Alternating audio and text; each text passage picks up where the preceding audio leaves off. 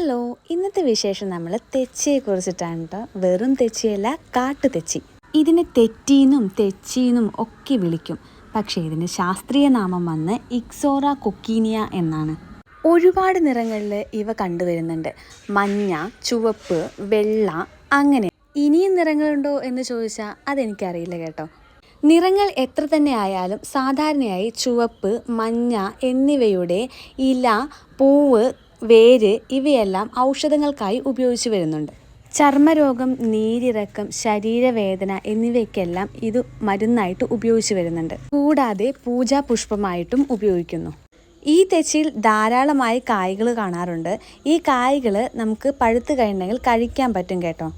ഈ പഴത്തിന് അസാധ്യമായ രുചികളൊന്നും തന്നെയില്ല. ഇതിൻ്റെ കമ്പ്, കുരു എന്നിവയിൽ നിന്നും പുതിയ ചെടികൾ ഉൽപ്പാദിപ്പിക്കുവാനാകും. അപ്പോൾ അത്രയേ ഉള്ളൂ. സബ്സ്ക്രൈബ് ചെയ്യാൻ മറക്കല്ലേ.